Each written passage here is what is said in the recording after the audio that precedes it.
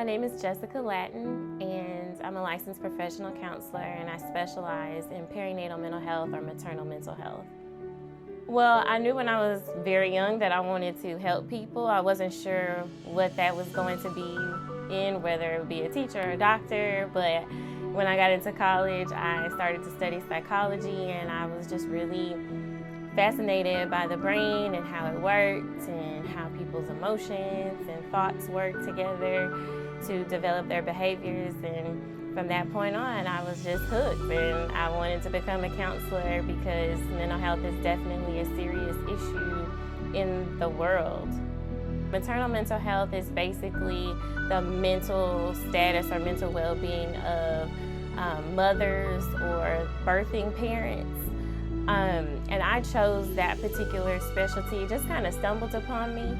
Back in 2017, my husband and I miscarried, and then I had a subsequent pregnancy after that with my daughter, who's now almost 4 years old. But that was a really rough time for me and my husband as well, and so it was very difficult for me to kind of process that because nobody else talked about their experiences.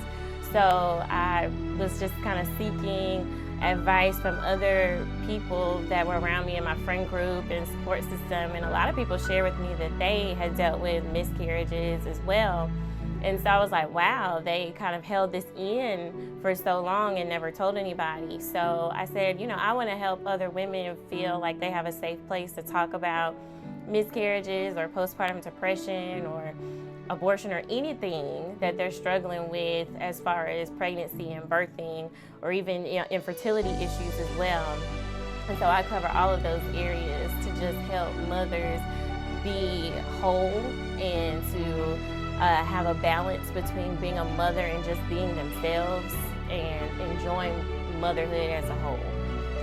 When I first meet with clients, I really assess everything, not just the mental health aspect. I assess their physical health. I assess, what they're doing on a daily basis as far as their basic needs. We should be eating 3 meals a day, healthy meals, and we should be exercising at least, 20, 30 minutes a day. I know sometimes it may be hard to get that in, but if you can really prioritize those basic needs, making sure you're getting at least 8 hours of sleep. Especially teenagers need anywhere from 8 to 10 hours of sleep. I know sometimes we don't want them to sleep a long time, but they definitely need that to, just build their brain development and just to make sure that they're doing well in school. If you're, having trouble staying awake at work, you definitely need to maintain a healthy sleep routine. Right, so high functioning depression is not necessarily a technical term that's in our DSM, which is where we find diagnoses at. However, major depression can present itself in a variety of ways. So there may be mild, moderate, or severe.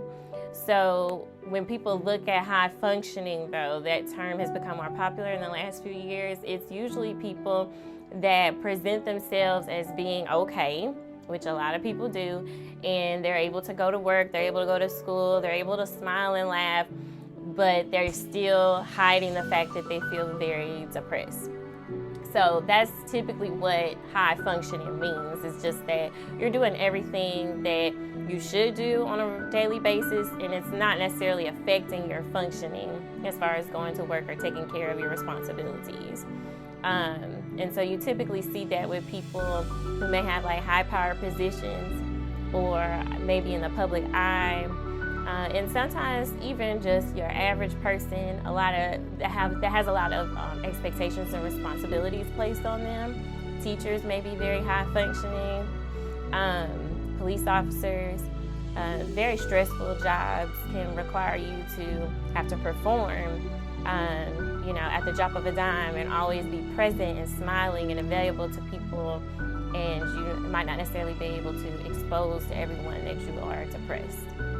So if you've been struggling with mental health issues, it doesn't matter how big or small you think it might be, I highly encourage you to reach out to a professional to help you. I know sometimes we lean on family or friends or even TV or self-help books or podcasts to help us through hard times, and those are good things as well.